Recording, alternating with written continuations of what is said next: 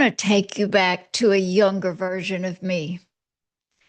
I'm a teenager and I'm standing somewhere, a school hallway, a church youth group, maybe a friend's living room. It doesn't matter where, because that feeling secretly followed me wherever I went. There was always a girl who was skinnier than me. Hey, looking back at 115 pounds, I was comparing myself to girls who weighed 100 or 95. I wasn't fat. I wish for 115 pounds now. Look, there were always girls whose families could provide more things, who had more boyfriends and more. Well, you get the perspective. I'd look at them and then I'd look at myself, and somehow I always felt like I came up short.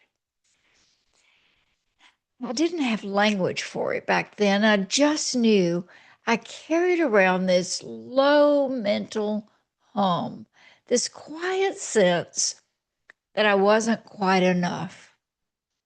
Oh, I had a great mom, but my dad passed away from cancer when I was 9. And it just seemed that everybody else had been handed a better starting line, and I was scrambling to catch up in a race that had already begun without me. And here's what I wish somebody had told that girl, standing there measuring herself against everyone in the room. You're not behind. You're not losing. You're not even in the same race. I'm Dr. Bev Smallwood, and welcome back to Relentless Rebound. Today, we're working on our Live with Purpose pillar, and we're talking about something I've been tempted with my whole life. And I'll bet money you have too. We're talking about comparison. Now, I'd love to tell you that I outgrew that teenage girl completely and that somewhere along the line I matured, found my footing, and the comparison just absolutely stopped. But that's not the truth. The truth is, comparison didn't leave, it just got a little sneakier. It learned to hide behind the scenes. It stopped showing up as a girl in the hallway and started showing up in my own head every now and then in quieter, more grown up disguises. She's further along than you. Her life has gone smoothly, but look at mine. And then we handed comparison the most powerful tool it's ever had. We put it right in our pockets. You know exactly what I mean. You're having a perfectly fine day and you pick up your phone for no reason, and 90 seconds later, you've watched somebody's highlight reel, somebody's vacation, somebody's promotion, somebody's seemingly perfect family, and then you set the phone down feeling a little smaller than you did before you picked it up. That's the comparison trap. And it's so woven into our days that most of us don't even notice it's happening. We just feel the result.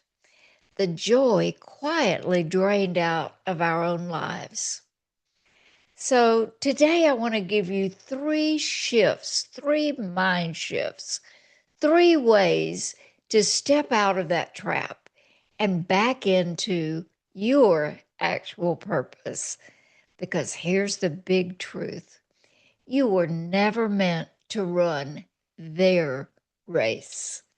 Let's talk about it.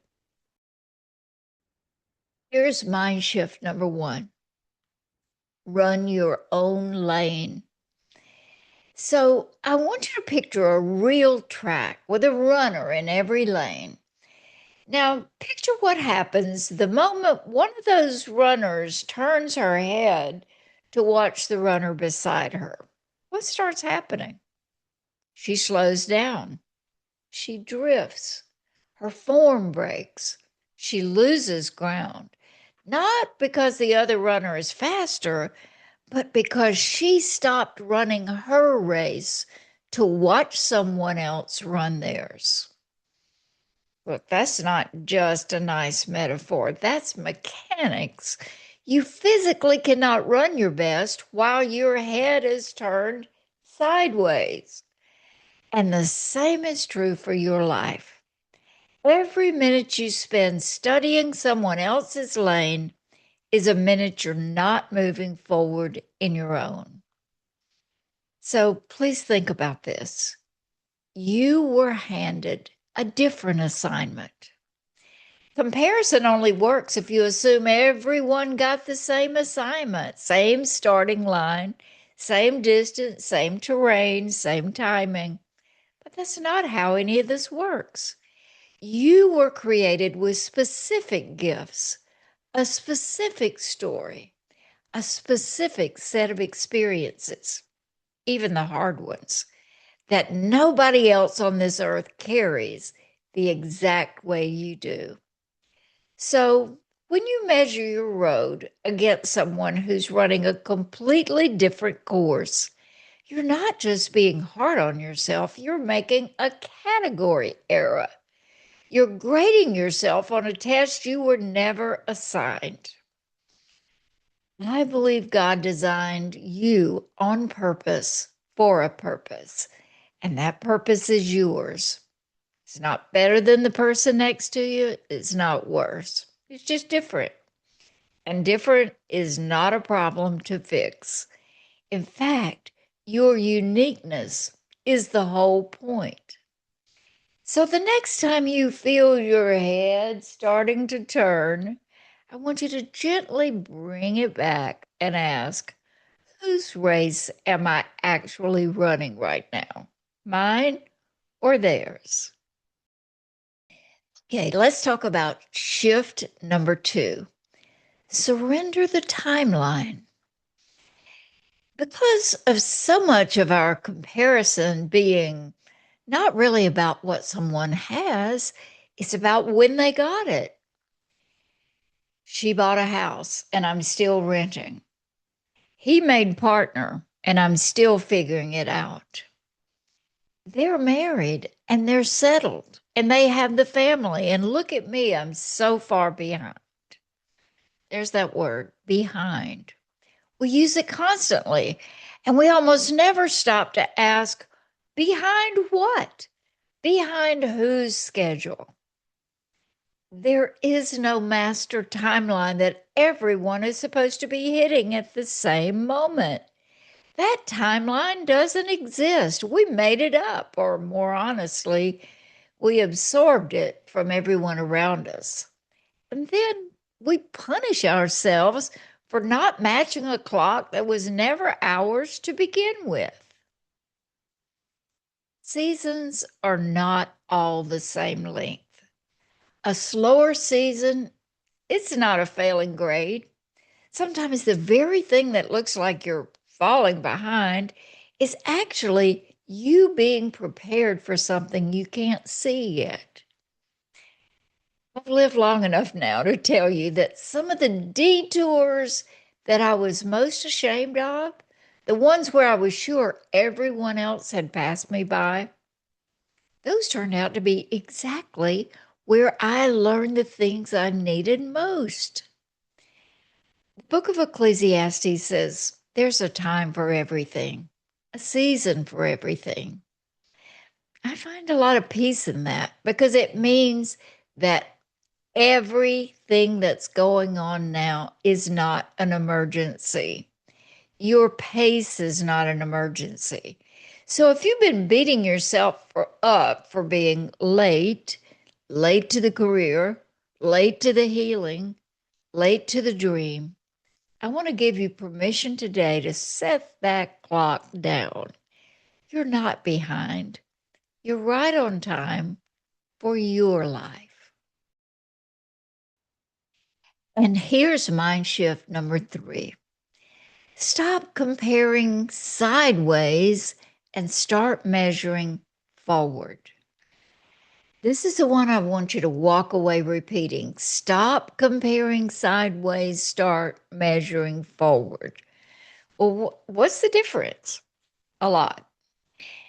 Comparing sideways is what we've been talking about the whole time. It's the constant glance over to the other lanes, measuring yourself against people who are not you on a course that's not yours. And it always leaves you feeling one of two ways, either superior, which is its own kind of trap, or less than, which slowly eats your joy alive. But there's another direction you can measure. You can measure forward. And measuring forward means you stop comparing yourself to other people and you start comparing yourself to who you used to be. Not to the skinnier girl, not to the richer family, not to the person on your screen with the seemingly perfect life. No, you, 6 months ago, a year ago, 5 years ago. Are you a little more healed than you were? A little wiser? A little kinder to yourself?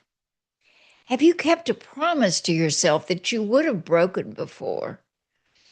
That's the scoreboard that actually counts. That's the only honest measurement there is because it's the one where you're comparing apples to apples. It's you compared to you. And the beautiful thing about measuring forward is that it turns other people from threats back into people. Because when I'm not measuring sideways anymore, I can finally look at someone else's win and genuinely celebrate it. Their success stops feeling like my failure. I can cheer for them, and there's so much freedom in being able to clap for somebody else with a whole, unjealous heart. So, sideways comparison asks, am I keeping up with them? But forward measurement asks, am I growing into who I'm meant to be? One of those questions will drain you dry. The other one, it'll move you forward for the rest of your life. So let me bring this back to that teenage girl in the hallway.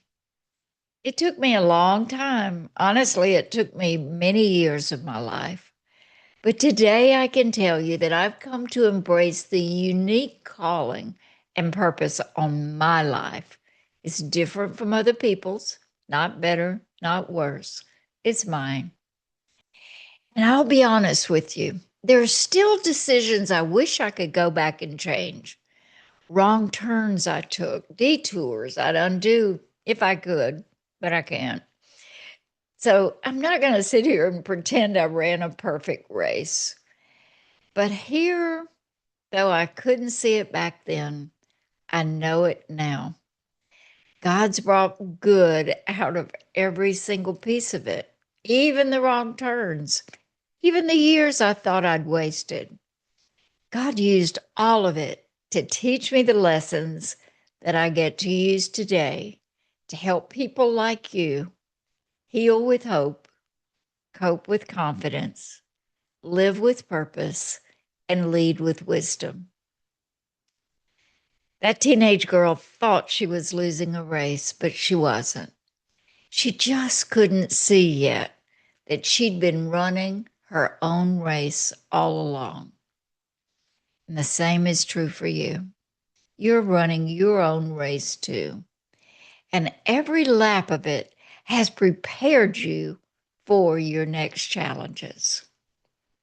So before we close, if this spoke something you've been carrying, do me a favor and hit subscribe so you don't miss what's coming next.